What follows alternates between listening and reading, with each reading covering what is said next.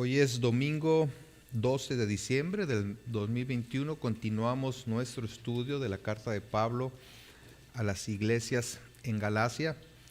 Y estaremos hoy viendo del capítulo 1, los versículos 6 al 9.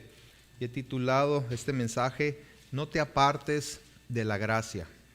No te apartes de la gracia. Así que acompáñenme, por favor, ahí en su Biblia, Gálatas capítulo 1, versículos 6 al 9. Dice así la palabra de Dios: estoy maravillado de que tan pronto os hayáis alejado del que os llamó por la gracia de Cristo para seguir un evangelio diferente. No que haya otro, sino que hay algunos que os perturban y quieren pervertir el evangelio de Cristo. Mas si aún nosotros o un ángel del cielo os anunciare otro evangelio diferente del que os hemos anunciado, sea anatema. Como antes hemos dicho, también ahora lo repito, si alguno os predica diferente evangelio del que habéis recibido, sea anatema. La Biblia dice, y remontándonos al primer libro de la Biblia, ahí en Génesis, que al terminar su creación, Dios vio todo lo que había hecho, y he aquí que era bueno, y bueno en gran manera. Sin embargo, como sabemos, un par de capítulos después, surge un personaje antagónico que, al no soportar que otro se lleve la gloria, hace todo lo posible por pervertir aquello que fue bueno en su origen. Siempre que algo bueno está sucediendo, no faltan aquellos que no lo soportan y empiezan a hacer campaña para desacreditarlo o pervertirlo mediante copias burdas. Satanás, el enemigo de Dios, lo ha hecho a través de toda la historia. Pero no solo él. En el inicio de la era cristiana, Dios estaba derramando su espíritu para la conversión de miles de personas. Personas que venían tanto de origen judío como de origen gentil. No había distinción. Y eso hacía que todos se maravillaran. Pero no faltaron aquellos emisarios del diablo que se introdujeron en las recién formadas iglesias para tratar de desviar la atención de las buenas noticias de salvación solo por la soberana voluntad de Dios. Más tardaron los apóstoles en predicar las buenas nuevas de salvación en Cristo y solo por Él, que algunos celosos a introducir versiones adulteradas de ese mensaje liberador.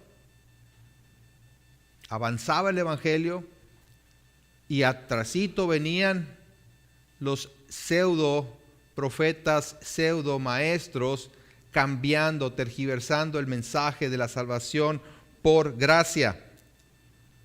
Así que el apóstol Pablo, sumamente preocupado por el hecho de que los cristianos en las iglesias de la región de Galacia estaban prestando atención a dichos falsos maestros, escribe una carta en la que les hace un enérgico y amoroso llamado para que regresaran al evangelio verdadero, el mensaje por el cual habían venido a la salvación. Veremos hoy, continuando con el estudio de esta carta, el llamado que el Espíritu Santo hace a los cristianos para que permanezcan anclados en la verdad de la salvación, llevada a cabo por la voluntad soberana de Dios, sin mérito alguno del hombre. Veremos este pasaje en dos apartados. El primero es el alejamiento de la verdad y el segundo es el llamado a recapacitar. El alejamiento de la verdad. Y leemos en el versículo 6 y 7 que Pablo dice: estoy maravillado de que tan pronto os hayáis alejado del que os llamó por la gracia de Cristo para seguir un evangelio diferente. No que haya otro, sino que hay algunos que os perturban y quieren pervertir el evangelio de Cristo. Sin más preámbulo, sin sus palabras tradicionales de alabanza o reconocimiento para la iglesia, Pablo manifiesta directamente su asombro por lo que los cristianos en Galacia estaban permitiendo.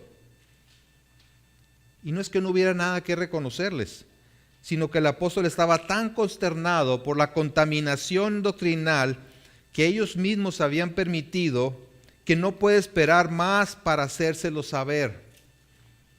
Y esta expresión, estoy maravillado, significa estar asombrado, estar perplejo,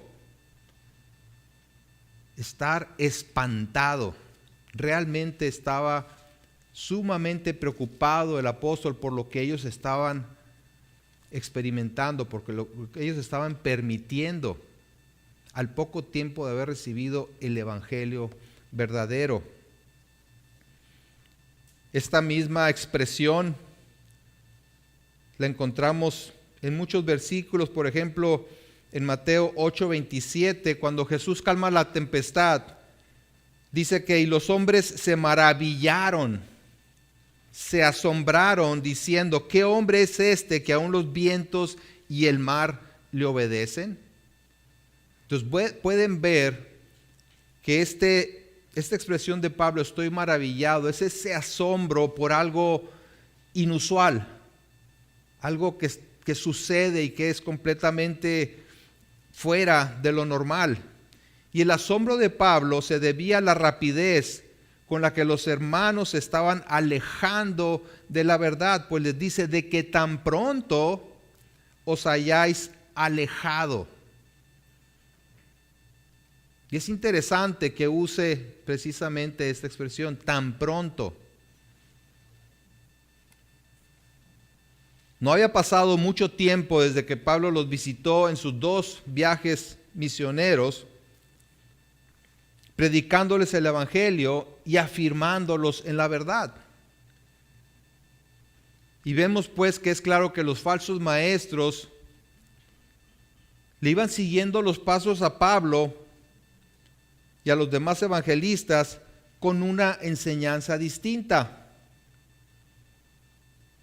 Ellos salían de la ciudad después de haber afirmado a los creyentes en la verdad y entraban estos falsos maestros a desvirtuar ese mensaje.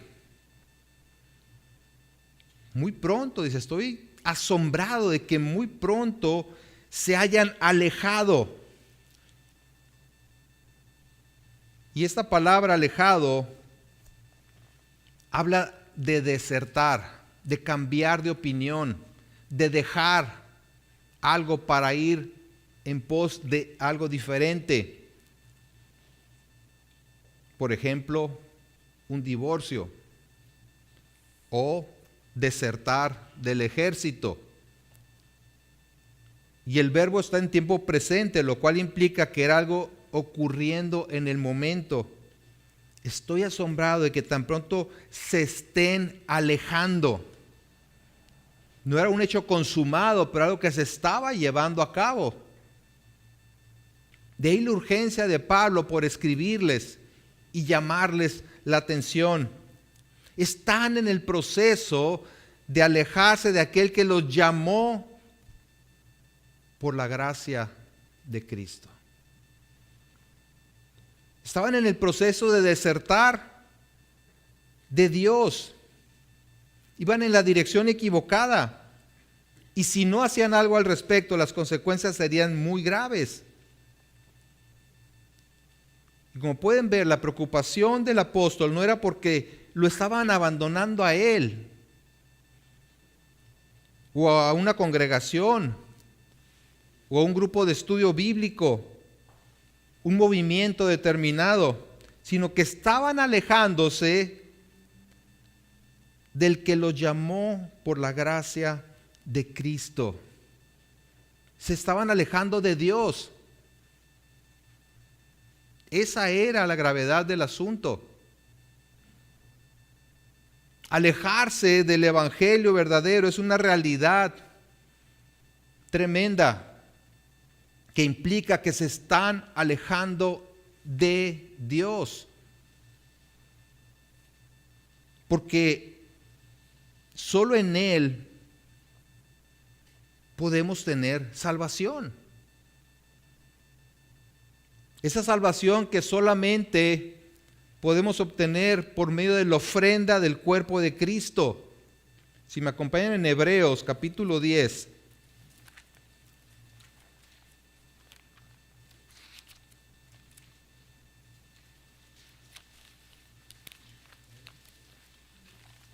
Hebreos 10.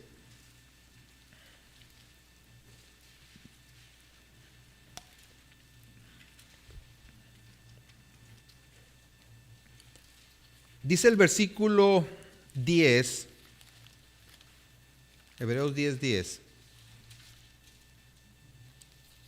En esa voluntad somos santificados mediante la ofrenda del cuerpo de Jesucristo, hecha una vez para siempre. Y vean el 14, porque con una sola ofrenda hizo perfectos para siempre a los santificados. Es por la intercesión de Cristo que podemos estar en la presencia de Dios, porque en Él somos santificados. El versículo 19 dice, así que hermanos, teniendo libertad para entrar en el lugar santísimo por la sangre de Jesucristo, por el camino nuevo y vivo que Él nos abrió a través del velo, esto es, de su carne. Cuando Cristo murió, el velo que separaba el lugar santísimo fue rasgado, dejando entonces el acceso libre a la presencia de Dios para todo aquel que crea, que ponga su fe en Jesucristo como Salvador y Señor de su vida. Así que Pablo está perplejo por la actitud de los creyentes en las iglesias de Galacia.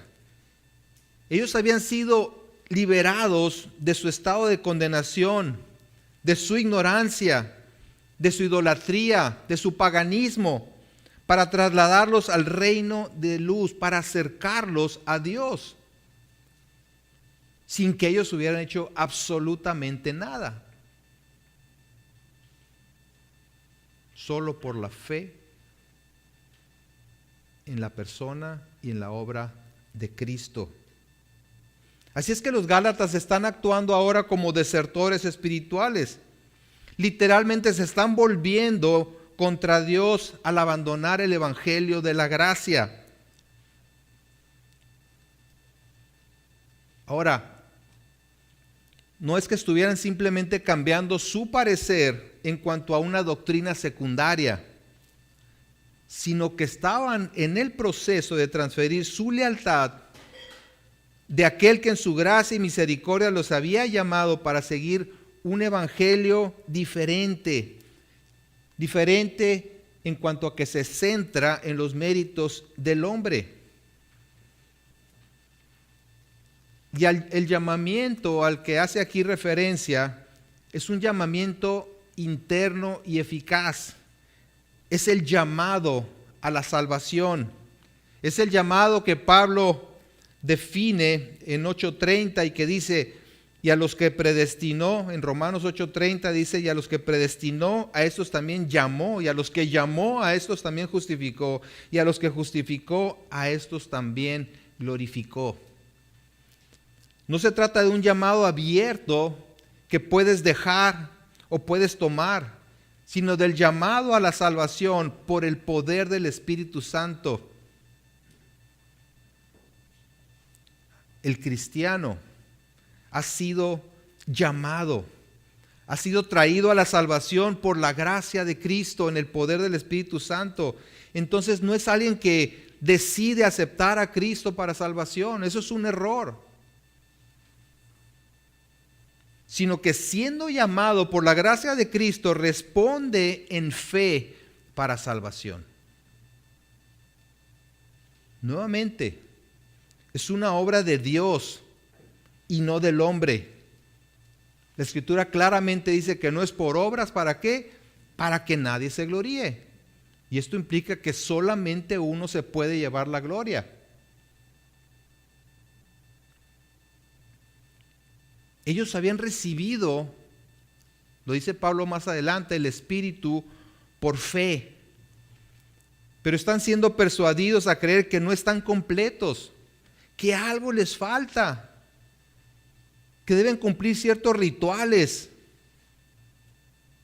que necesitan hacer algo, cumplir con algunos requisitos para realmente estar completos delante de Dios. No iban a perder su salvación, puesto que habían sido llamados por Dios, en ese llamado eficaz para la salvación. Pero iban a ser confundidos y dejarían de tener una comprensión clara del Evangelio para proclamar ese Evangelio al mundo, y su forma de vivir también se vería afectada. En lugar de vivir en el poder del Espíritu, dando fruto que se manifiesta en una vida transformada, principalmente el amor, pero además el gozo, la paz, paciencia, benignidad, bondad, fe, mansedumbre, dominio propio. Fruto del Espíritu, todo esto que menciona en el capítulo 5 de Gálatas. En lugar de vivir en ese poder, dando fruto del Espíritu, se volverían arrogantes, legalistas, orgullosos, viendo a todos como inferiores espiritualmente y creyendo que Dios debe estar complacido con ellos por su obediencia y cumplimiento de las ceremonias y tradiciones del antiguo pacto. Yo he conocido personas con una tendencia a la superioridad espiritual, que no les es suficiente la gracia y entonces se meten en movimientos que promueven las obras, las experiencias sobrenaturales, los rituales, las ceremonias, aún el ascetismo, el guardarse de 1000 cosas. ¿Para qué? Para de esa manera sentir que están en un nivel superior y así ganarse el favor y el beneplácito de Dios. Invariablemente estas personas terminan alejándose de la gracia. Y podrán decir que fueron salvados por la fe en Cristo y por gracia, pero en realidad funcionalmente no lo creen, porque siguen creyendo que son sus actos espirituales los que les da el favor delante de Dios. Dejan a Dios y su gracia para, como dice Pablo, seguir un evangelio diferente, para seguir hacia un evangelio diferente, de otra clase, de otro tipo. Se alejan de Dios, del que los salvó por la gracia, para abrazar una forma de salvación distinta, como si fuera posible. ¿En qué consistía la diferencia? Un evangelio que proclamaba la fe más ciertas obras de la ley como el camino a la salvación. El intento de salvación por la gracia más obras es un camino distinto, pero que no conduce a la verdadera salvación. Y cualquier evangelio, cualquier mensaje, por decirlo de una manera, que sea diferente del único evangelio, es a la vez contrario al evangelio verdadero. Por eso es que Pablo dice, no que haya otro, en el versículo 7. Estoy asombrado de que tan pronto se hayan alejado del evangelio verdadero. Dice, no que haya otro evangelio. No hay tal cosa, sino que hay algunos que os perturban y quieren pervertir el evangelio de Cristo. Así es que no hay más que un evangelio. De manera que cualquier variación no es las buenas nuevas de salvación, sino perversiones del verdadero mensaje de salvación. Y la enseñanza a los que los Gálatas poco a poco se están volviendo es una perversión del verdadero evangelio. Pervertir es tergiversar, es alterar, hacerlo diferente de su diseño original. Así es que se trata de un mensaje cualitativamente diferente de aquel que tanto Pablo como sus compañeros habían predicado a los Gálatas y que además ellos habían recibido. Cambiarle algo o agregarle cualquier cosa es distorsionarlo, es cambiar su originalidad, es convertirlo en algo que no es el original. Y no existe, en el caso del evangelio, no existe tal cosa como una pequeña variación. Es Cristo quien se dio a sí mismo por los pecadores. Es por gracia y es solo por la fe en Él. Ese es el evangelio. Cuando las personas le atribuyen cierto mérito a sus obras o a sí mismos en la salvación, están robándole parte del mérito a Cristo, lo cual lleva inevitablemente a la perversión del evangelio solo por gracia. Debemos entenderlo, la salvación no es parte Dios y parte el hombre. Ni siquiera 99.9% Dios y 1.1% el hombre. O es la total obra de Dios y gloria sea a Él, o es una gloria compartida.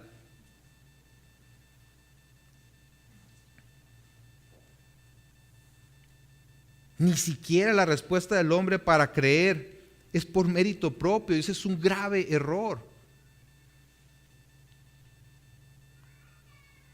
Si cree en una persona es porque el Espíritu Santo le dio nueva vida, lo regeneró para poder responder. Tenemos el caso ahí del encuentro de Jesús con Nicodemo en Juan capítulo 3.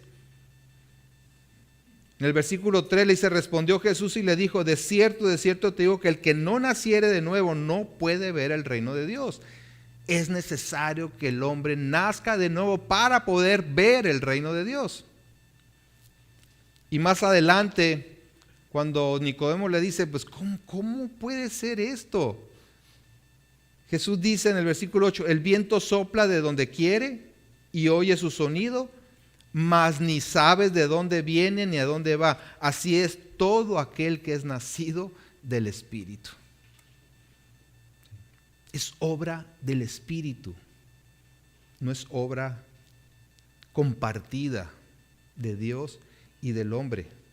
Pero existen aquellos que quieren cambiar las cosas perturbando a los creyentes, inquietándolos, confundiéndolos, agitando las aguas. Habla del trastorno que puede sufrir la mente y el corazón. ¿Qué necesidad de inquietar a los cristianos de origen gentil que se habían convertido por la pura gracia? ¿Qué necesidad? Si habían recibido la salvación sin necesidad de guardar la ley, ¿por qué querían que lo hicieran ahora?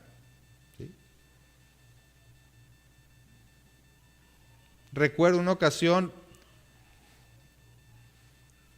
teníamos unos vecinos, nosotros no éramos cristianos todavía, teníamos unos vecinos adventistas, nosotros nomás sabíamos que eran de otra religión, que jamás nos hablaron del Evangelio, jamás nos buscaron para predicarnos el Evangelio, pero cuando supieron que nos convertimos, inmediatamente empezaron a buscarnos. Teníamos un grupo de estudio bíblico en casa y ellos empezaron a ir con la única intención de promover su doctrina. No les interesaba, no se gozaban en que nos hubiéramos convertido, sino porque nos convertimos, ahora querían que nosotros adoptáramos su forma de creer, su forma de ver las cosas. ¿Sí? Condenándonos porque no guardábamos el sábado y porque comíamos lo que se supone que no debíamos comer. ¿Qué necesidad entonces de inquietar a aquel que ha sido, ¿verdad?, renovado completamente, regenerado en su vida,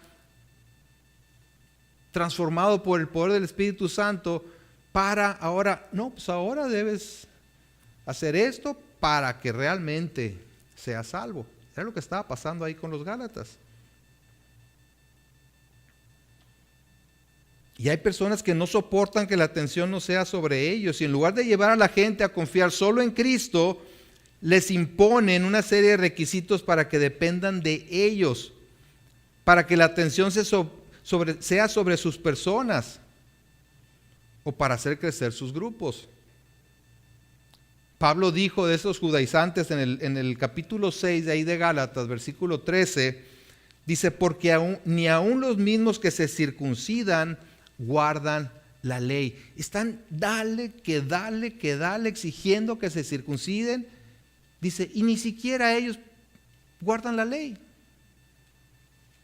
Pero quieren que ustedes se circunciden para gloriarse en vuestra carne. ¿Sí? Su intención no era la salvación de estas personas, sino ellos jactarse de que estaban haciendo prosélitos. Y para enfatizar lo grave de enseñar un evangelio distorsionado, Pablo afirma que todo aquel que lo haga estará bajo la maldición de Dios. Vean los versículos 8 y 9.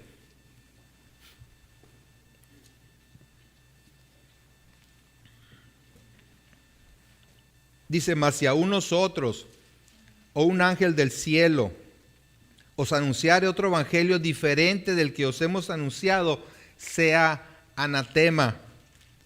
Como antes hemos dicho, también ahora lo repito: si alguno os predica diferente evangelio del que habéis recibido, sea anatema. Vemos entonces que Pablo quiere abrirle los ojos. Quiere advertirles lo que están dejando entrar a sus vidas. Y les hace, de cierta manera, un llamado a recapacitar. En su asombro por el deslizamiento de los hermanos, les dice: si ya saben, porque se los hemos dicho antes, que quienes predican un evangelio diferente al que les hemos proclamado, y además ustedes recibieron, o sea, es decir, por el cual vinieron a salvación, están bajo condenación. Entonces, ¿por qué les están haciendo caso? ¿Por qué se dejan perturbar por ellos? Dice: no importa quiénes sean. No se fijen en la manera en que están vestidos, en las credenciales que traen, en la charola, ¿verdad?, que presentan, que vienen de tal o cual lugar o de tal o cual dirigente. No importa, dice, aun si yo mismo o alguno de mis colaboradores o inclusive un ángel venido directamente del cielo empezara a predicar alguna versión diferente del evangelio que antes se les había anunciado, estaría bajo la condenación divina. Pablo exagera para enfatizar la seriedad de pervertir el evangelio y al mismo tiempo está afirmando la autoridad de su propia predicación. Es tal la confianza que él está proclamando el mensaje que Cristo le dio, que se atreve a decir, si yo viniera con un mensaje diferente, sería maldito. Eso es lo que significa anatema, maldito, dedicado para la destrucción. Y en su carta a los Romanos, Pablo define anatema como separado de Cristo.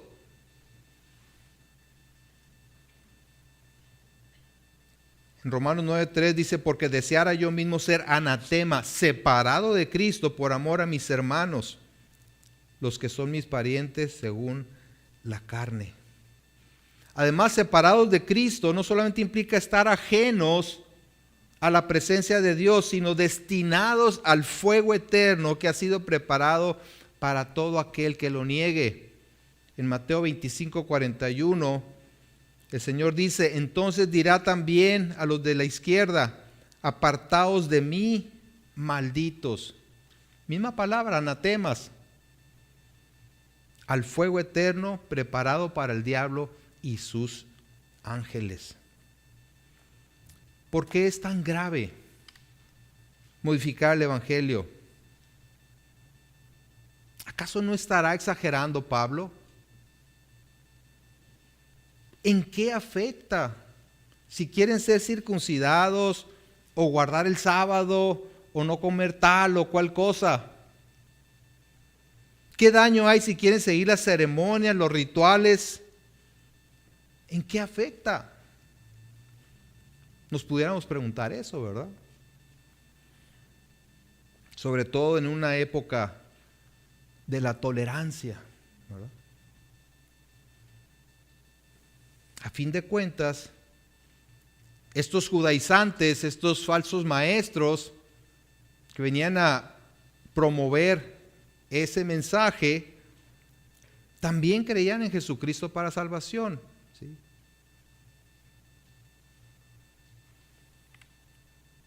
Y la única diferencia era que añadían a la fe la obediencia estricta a ciertas ordenanzas de la ley mosaica. Pero el problema de fondo es que no lo están presentando solamente como un estilo de vida, un régimen alimentario, sino como actos mediante los cuales pretende ser santificados. Y al hacerlo, niegan en los hechos el carácter suficiente de la redención lograda por Cristo. ¿Se dan cuenta? ¿Sí? Para ellos Cristo no es suficiente. El sacrificio de Cristo no es suficiente.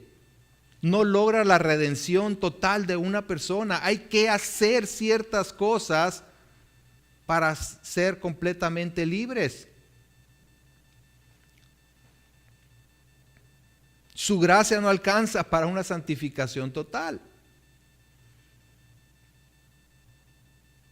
Entonces creen en la gracia, aparentemente, pero es una gracia limitada, que no alcanza para salvar. Por eso hay que agregarle algo, ¿sí? Puede parecer inofensivo para algunos, pero es mortal. Es mortal, ¿por qué? Porque no conduce a la salvación. Fuera de Cristo no hay salvación. La Escritura lo dice en Hechos 4:12, dice, y en ningún otro hay salvación, porque no hay otro nombre bajo el cielo dado a los hombres en que podamos ser salvos. ¿Verdad? Y cuando dice ningún otro hay salvación, ninguno es, ninguno. Nadie ni nada adicional. Él es todo suficiente. Pablo es muy claro. Si pretenden guardar la ley, les dice más adelante, más vale que la guarden toda, sin excepción, y se atengan al juicio divino cuando no logren hacerlo. Se atengan al juicio divino cuando no logren hacerlo. En el capítulo 5, versículos 3 y 4, en otra versión dice, lo repito, si pretenden lograr el favor de Dios mediante la circuncisión, entonces están obligados a obedecer cada una de las ordenanzas de la ley de Moisés. Pues si ustedes pretenden hacerse justos ante Dios por cumplir la ley, han quedado separados de Cristo, han caído de la gracia de Dios. Cualquier persona que pretenda justificarse, hacerse justo, presentarse justo delante de Dios por lo que puede hacer, está separado de Cristo. Cristo no le es suficiente, tiene que hacer algo, ¿sí? Ha caído de la gracia y por lo tanto está en sus propios términos, en sus méritos. ¿Y quién? ¿Quién puede presentarse como justo delante de Dios? ¿Quién? Nadie, ¿verdad? Pablo lo dice, o sea, si ellos mismos que están dale y dale y dale con la circuncisión, no cumplen la ley, no la pueden cumplir. ¿Qué pretenden pues? No puede haber neutralidad tratándose del evangelio de la gracia. Si el hombre se pudiera salvar por las obras, entonces en vano murió Cristo. No, bueno, es que hay que darle una ayudadita, ¿no? Porque pues yo creo que no puede salvar. ¿Sí?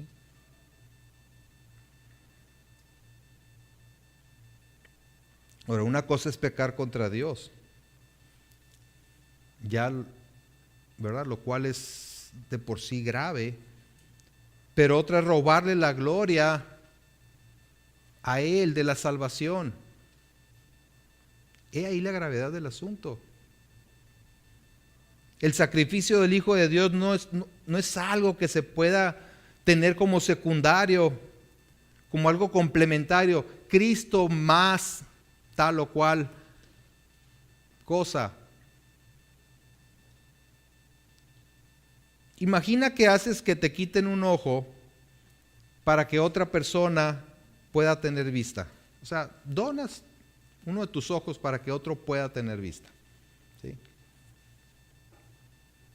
Y que esa persona dice, mira, ya no lo quiero. Yo quería un ojo azul.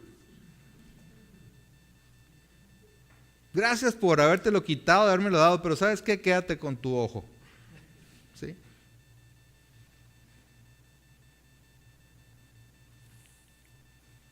Peor aún, infinitamente peor aún, es que Dios haya dado a su Hijo para dar vida eterna y que alguien diga, está bien, lo recibo, pero no es suficiente.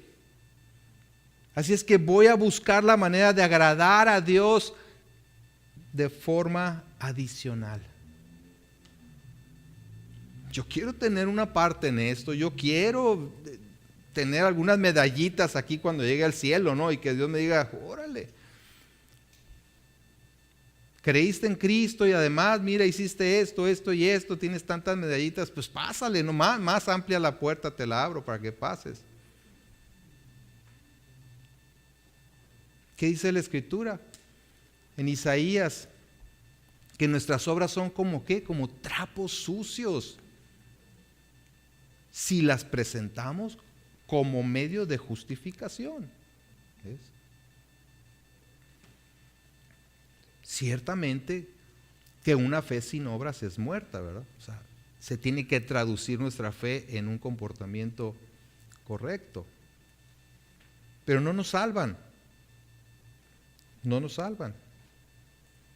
Así que la severa condenación contra los pervertidores del Evangelio se presenta a la vez como un llamado a los cristianos de Galacia a recapacitar, a regresar a la enseñanza original, al Evangelio verdadero. Dice Pablo, como antes les hemos dicho, también ahora lo repito.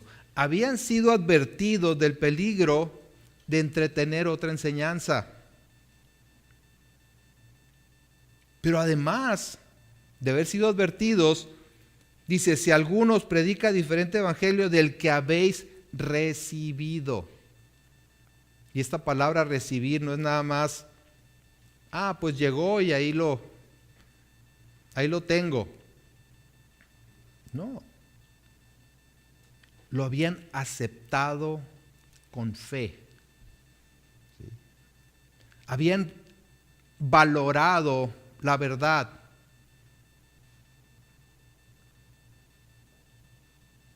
Es la misma palabra que habla en 1 Corintios 15:1, donde dice, además les declaro, hermanos, el evangelio que les he predicado, el cual también recibisteis, en el cual también perseveráis.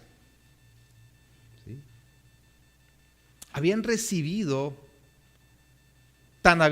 el mensaje correcto de salvación, que habían sido transformados. Lo vamos a ver más adelante, el capítulo 5. Pero ¿qué pasó? ¿Qué les pasó? En el capítulo 5, versículo 7 dice, ustedes corrían bien, ¿quién les estorbó para no obedecer a la verdad? Esta persuasión no procede de aquel que les llama. Un poco de levadura leuda toda la masa.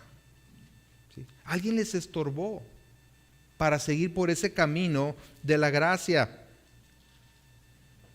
Así que el asombro de Pablo era una genuina preocupación por el medio fundamental de salvación, que no se perdiera. El estar anclados al evangelio verdadero, al evangelio de la gracia. Porque el desprenderse tiene serias implicaciones. Insisto, en el caso del cristiano verdadero, no va a caer en la apostasía. Dios lo va a guardar. ¿Sí? Pero sí puede cambiar su perspectiva, puede empezar a cambiar su manera de vivir el cristianismo y caer en legalismo. Lo más común es caer en el legalismo. El legalismo se conoce así precisamente porque enfatiza el apego a los requisitos de la ley para ser verdaderamente salvos. Insiste en que una persona es aceptada por Dios, al menos parcialmente, en base a su cumplimiento de la ley. Y el legalismo extremo es creer que la salvación es por el cumplimiento de la ley, dejando a Cristo completamente fuera de la ecuación. No era el caso de las enseñanzas que estaban recibiendo los gálatas. Más bien, ese es el legalismo que promovían los judaizantes, que decían creer en la salvación por la fe en Cristo. ¿Verdad? Ellos se definían como mesiánicos, judíos que habían creído en Jesús, pero enfatizaba la necesidad de circuncidarse, es decir, hacerse judíos para recibir los beneficios de la salvación. Y en ese sentido vemos varios tipos de legalismo. Aquellos que dicen que es necesaria la fe en Cristo para salvación, pero se requiere además cumplir con otras cosas. ¿Sí? y es lo que promovían estos judaizantes, y que tiene diversas manifestaciones en nuestro tiempo, el día de hoy. Grandes movimientos han surgido a través de la historia con esta filosofía.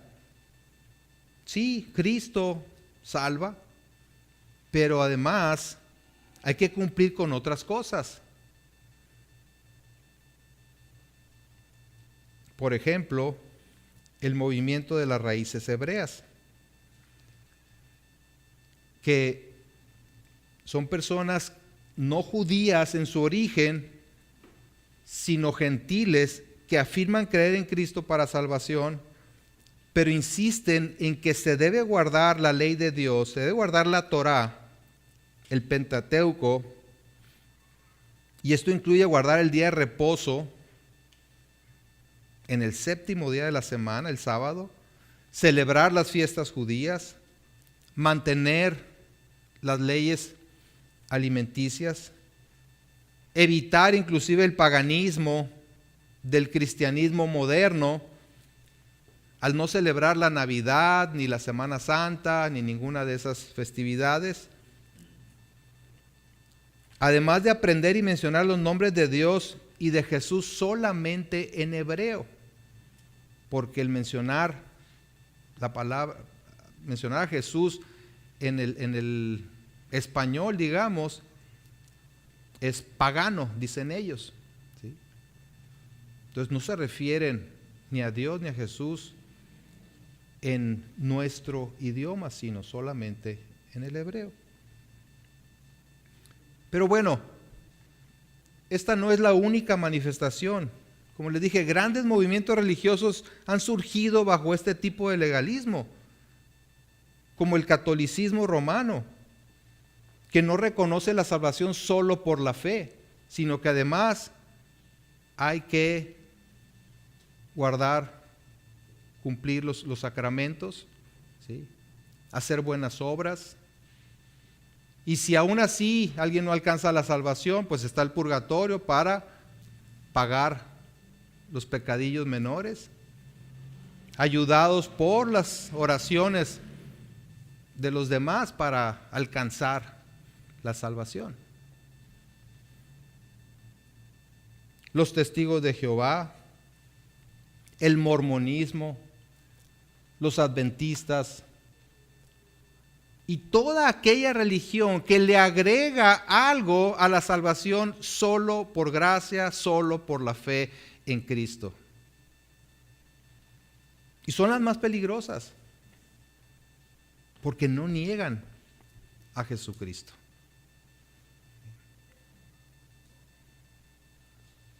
Pero hay otro tipo de legalismo, aquellos que afirman que la salvación es por gracia, pero permanecemos en ella en base a nuestro desempeño. ¿Sí? Cuidado con esto. ¿Sí? Sí, es por gracia, pero permanezco en la salvación por medio de mi desempeño. Es decir, depende del hombre conservar su salvación, y esto por supuesto implica agregarle obras. Esta es una creencia típica de las iglesias carismáticas de teología arminiana. Su argumento es que alguien puede ser cristiano, pero si no vive en santidad, eventualmente perderá su salvación. No voy a entrar en detalles, pero si nos detenemos a pensar en ello, es un evangelio de obras. Porque si la salvación no es de Dios de principio a fin, entonces es una salvación compartida. Depende de lo que hagamos o dejemos de hacer, lo que determinará si finalmente somos salvos. Pero además, ¿en qué momento alguien puede perder la salvación? ¿Con qué pecado o pecados o nivel de pecaminosidad lo puede perder? Si depende de nosotros la salvación o conservar la salvación, pues evidentemente que es una salvación por obras. No es por gracia. Pero además, ¿quién la puede conservar?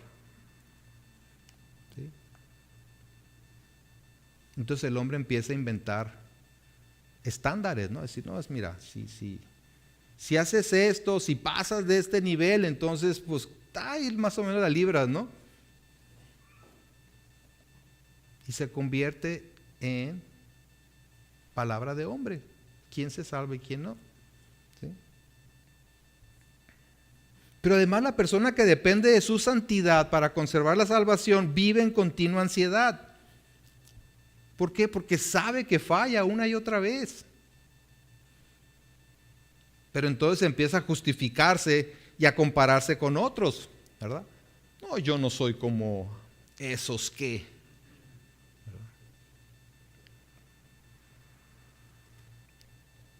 O a buscar maneras de ganarse el favor de Dios, ¿verdad? Cumpliendo con mandatos específicos que Dios le dio al pueblo de Israel, como guardar el sábado o abstenerse de ciertos alimentos. Entonces, tanto la salvación como la santificación, que es el proceso que el cristiano sigue durante toda su vida, son obras de Dios. Filipenses 1:6 dice, y estoy seguro, estoy convencido, dice Pablo, de que Dios, quien comenzó la buena obra en ustedes, la continuará hasta que quede completamente terminada el día que Cristo Jesús vuelva. ¿Quién comenzó la obra? Dios. ¿Quién la va a continuar hasta el final? Él mismo.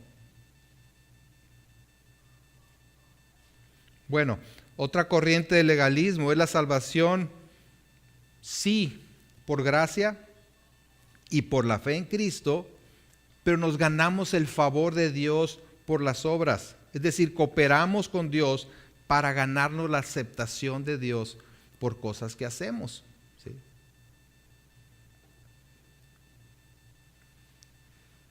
Es similar al anterior, solo que aquí no está en juego la salvación en sí misma. La persona no piensa que va a perder su salvación, pero sí que va a perder el favor de Dios por lo que hace, ¿sí? O deja de hacer. Es decir, por lo que yo hago, tengo más méritos delante de Dios. Y como soy muy espiritual, entonces Dios me debe favores. ¿Sí? Y cuando voy a ir en oración, tengo mi listita, ¿verdad? Mi cuenta, muy sutilmente que voy sacando y decir, Dios, ¿te acuerdas que yo pasé 5 horas orando la madrugada del otro día? Digo, para que lo tomes en cuenta, ¿no? Y esto que te estoy pidiendo me lo concedas. Por decir uno de muchísimos ejemplos, ¿no? El servicio que prestamos en la iglesia. Llevamos cuentas. Y es una forma de legalismo, de congraciarnos con Dios. A diferencia de que las buenas obras sean una manifestación de la fe, se convierten en un mérito personal. ¿Sí? Y esto es moralismo. Es creer que yo estoy bien con Dios por lo que hago y no por lo que Cristo ha hecho y su intercesión permanente en mí. Así es que si tenemos un concepto deficiente de la gracia, entonces podemos caer en querer compensar al pretender que somos más buenos de lo que en realidad somos. Empezamos a compararnos. Yo no soy tan malo como, ¿verdad? O a justificarnos. En realidad no soy así. Fue un desliz nada más. ¿Sí? O la autojusticia. Mira, Señor, todo lo que yo he hecho. Por otro lado, si no creemos que hemos sido justificados completamente en Cristo, tendemos a compensar por medio de nuestro desempeño. ¿Sí? Por ejemplo, pensamos que es necesario hacer ciertas cosas, ya sea de carácter ritualista o hacer obras para estar bien con Dios.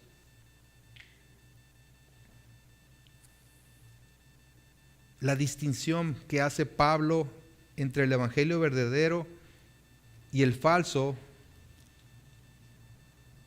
nos debe llevar a mantenernos muy alertas. Si los Gálatas, que habían sido instruidos por el mismo apóstol Pablo, fueron seducidos tan rápido por las falsas enseñanzas de los judaizantes, ¿acaso no es posible que nos pase algo similar? Cuidado con las falsas doctrinas. Pablo dice: un poco de levadura leuda toda la masa. ¿Sí? Entonces, cuidemos varias cosas. Número uno, cuidemos lo que escuchamos y con quién nos relacionamos. Siempre prestando atención a lo que escuchamos y aplicando el discernimiento espiritual.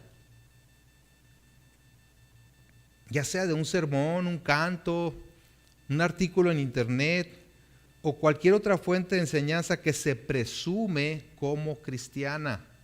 ¿Sí? Número dos, también debemos cuidar lo que escuchamos de la filosofía humanista. Vivimos en el mundo y estamos siendo bombardeados todos los días por todos los medios de la filosofía humanista que impera en el mundo. Y sin darnos cuenta, esa levadura va moldeando nuestra manera de pensar. Comenzamos a hablar en términos de autoestima, de relaciones tóxicas, de éxito al estilo del mundo, ¿sí? En lugar de hablar en términos bíblicos. Número 3, jóvenes. Jóvenes, pongan mucha atención en quién ponen sus ojos para ser su esposo o esposa. ¿Sí? No porque se digan cristianos quiere decir que creen el evangelio solo por gracia y por la fe en Cristo. Como hemos visto, esto tiene repercusiones trascendentales. La doctrina tiene muchas implicaciones en la vida práctica y si no están en el mismo sentir, van a sufrir las repercusiones. ¿Sí? Número 4, debemos cuidar con quién nos relacionamos y de qué manera lo hacemos. Las fuertes palabras de Pablo nos hacen ver que no debemos confraternizar con cualquiera o con cualquier grupo que se diga cristiano, porque va a haber consecuencias.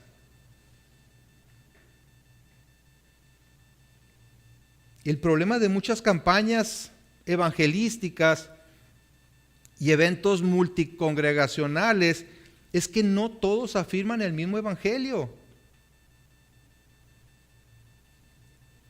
Alguien de aquí, de esta iglesia, hace algunos años, acudió a una marcha de evangelismo que se hizo aquí en el centro de la ciudad. Y se convocó a todas las iglesias de Mexicali para que fueran a esa marcha. Y dijo, pues voy a ir. Fue, pero fue a entrevistar a los que estaban evangelizando. ¿Sí? Y les preguntaba, oye, ¿y para ti qué es el evangelio? Bueno,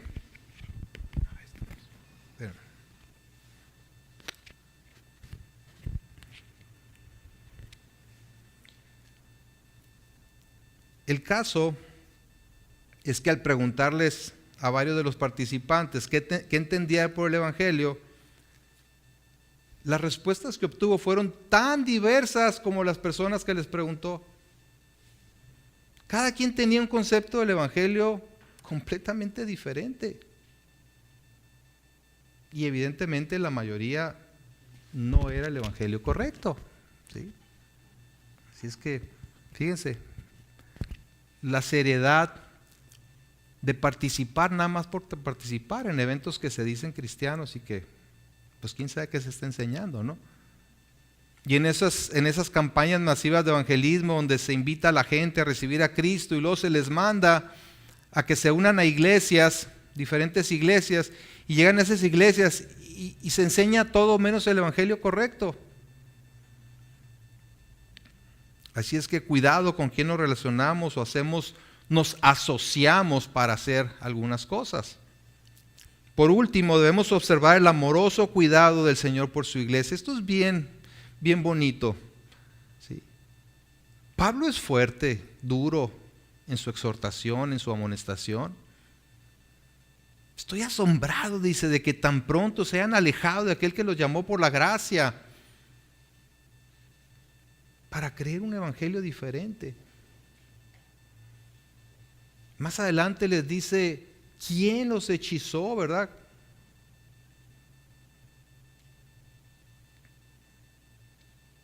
Pero el apóstol es guiado por el Espíritu Santo para corregir a las iglesias de Galacia. Las mismas que había contribuido a fundar, a las que había instruido y luego regresado a confirmarlas en la fe, ahora las amonesta por su desviación. Ahí se ve el carácter amoroso de Pablo. Y sí, muchas veces la reprensión, la amonestación, la exhortación no nos gusta. Pero dice la Escritura que Dios al que ama disciplina y azota a todo aquel que tiene por hijo. ¿Sí? Entonces, en el amor de Dios, Él no quiere que nos desviemos, no quiere que nos vayamos con la finta. La pregunta es, ¿cómo vas a responder tú a la exhortación que Dios trae a tu vida? A la advertencia de estar considerando, de estar abrazando una enseñanza, un evangelio distinto. O que no te habías dado cuenta, pero que el Señor en su amor te está haciendo ese llamado hoy para que abandones esa creencia y te afiances, te ancles en el único evangelio que salva. Ese es el amor de Dios. La obra de Cristo fue suficiente, no hay nada que agregarle. Es por gracia para que nadie se gloríe. Y esto debe quedar claro tanto para uno mismo como para la proclamación que hacemos del evangelio. Amén. Bueno, Padre, te damos gracias, Señor, por tu palabra. Algunos de tus seguidores dijeron, esta palabra es dura.